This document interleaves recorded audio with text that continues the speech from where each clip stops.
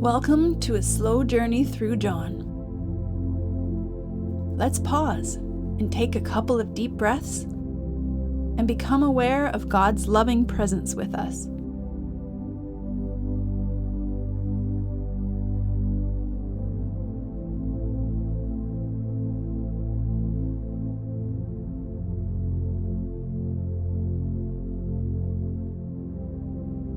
Today you will create your own breath prayer. Select a name for God that resonates with you today and pair it with a brief description of your deepest need today. For instance, if you're facing something that's making you feel afraid, you could pray something like, "God of courage, lend me your strength." And then you inhale the name of God, exhale your deepest need.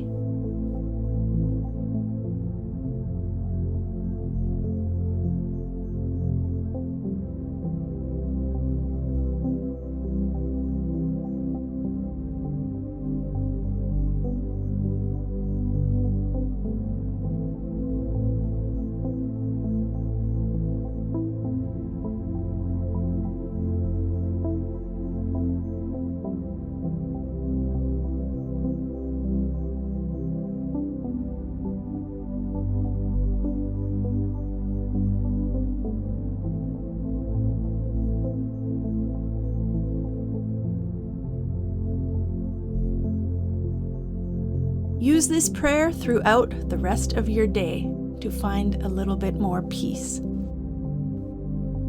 Our scripture today is John 17, 6-8. Is there anything that catches your attention as you listen to these words? I have revealed your name to the people you gave me from this world. They were yours and you gave them to me, and they have kept your word. Now they know that everything you have given me comes from you. This is because I gave them the words that you gave me, and they received them. They truly understood that I came from you, and they believed that you sent me. Jesus has just started the final portion of his farewell discourse and is now praying for his disciples for the final time. And we have a fly-on-the-wall view here of how Jesus prays and what matters to him. He's just asked God to glorify him as he completes the work he's been given to do, and here he acknowledges that part of this work was to reveal God's name to these very disciples in front of him. In the Old Testament, to reveal somebody's name meant to reveal their character. So what Jesus is saying here first is that he revealed the character of God to his disciples, and once again, that whoever has seen Jesus has seen the Father. Today, he still reveals the character of God to the people given to him, like you and me. When we study the life of Jesus in John and the Gospels, we see who God is. When the Spirit guides, comforts, and teaches, we see who God is. Jesus is the picture of who God is, and the aspects of Jesus must override any other ideas we might have about God. Finally, we see that these disciples have kept God's word. It's as if Jesus was saying, first of all, these disciples are my gifts from God, and secondly, they've kept my word, and I'm so proud. Yes, they are a motley crew. Yes, there's only 11 of them. And yes, they are just very ordinary people. But through them and their choice to continue to keep my word and continue my love mission, the world is going to change from this point forward. And he says these things even knowing that all of them are about to scatter and betray him. If Jesus thought of each of these ordinary men as God's gift to him, and he was so proud of them for how they kept his word, even though at this point they hadn't done a whole lot, don't you think he feels the same about you? Pause for a minute and simply receive the awareness that you, just as you are a gift to Jesus, and that he's so proud of how you love and follow him. And if your mind tries to get you to deny these truths, push those thoughts aside and go back to receiving the truth that you are a gift to Jesus, and Jesus is proud of you.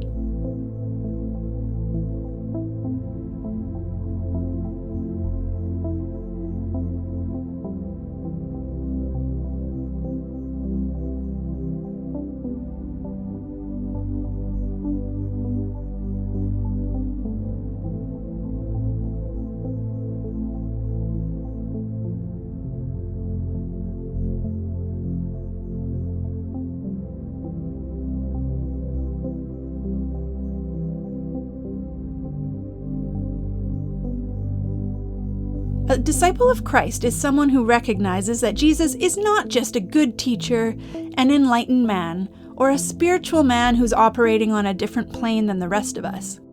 His disciples came to realize that he is far beyond that Jesus is God in the flesh, and that all he did was the work of God.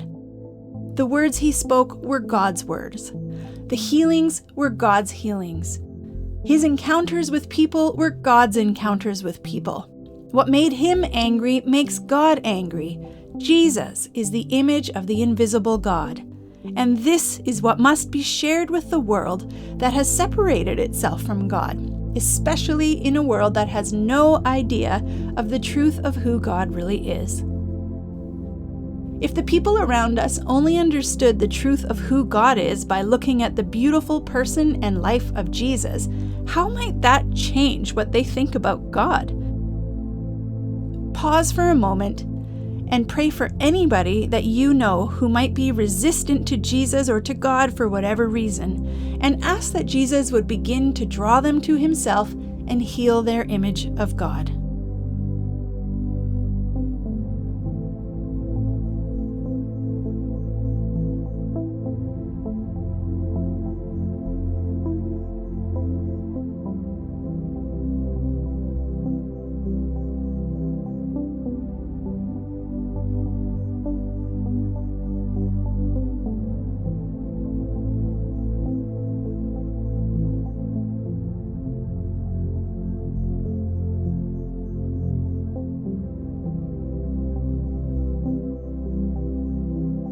How did the disciples know that Jesus is of God?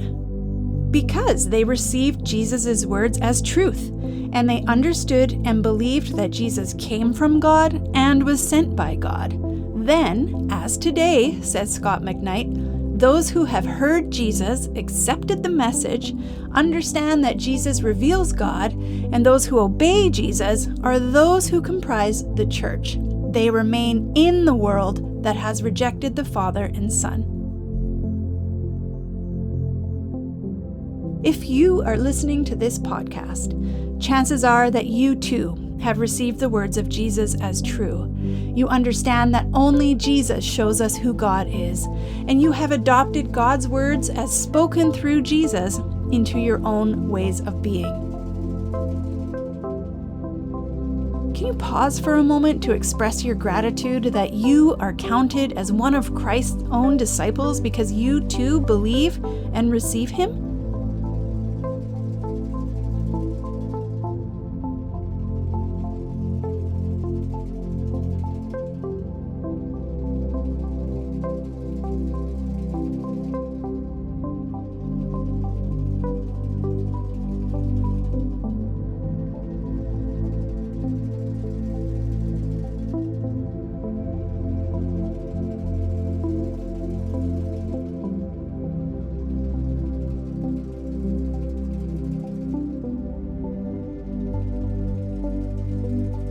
What caught your attention from today's meditation? Pause and allow anything from today to arise to the surface.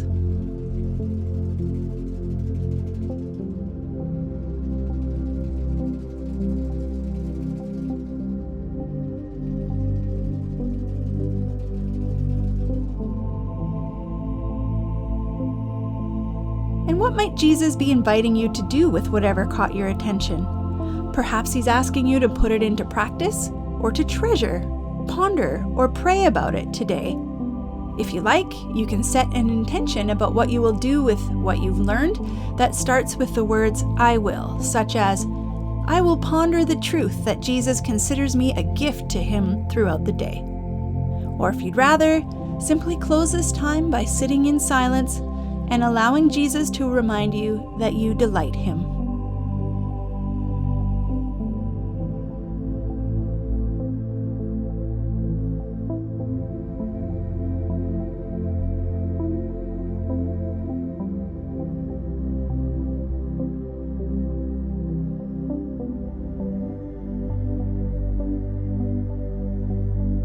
Thank you, Heavenly Father, for loving and guiding us every day. Thank you, Jesus, for giving us life to the fullest. Thank you, Holy Spirit, for empowering us to go into the world and be people of love. Today, help us to hear your voice and follow your way. Amen.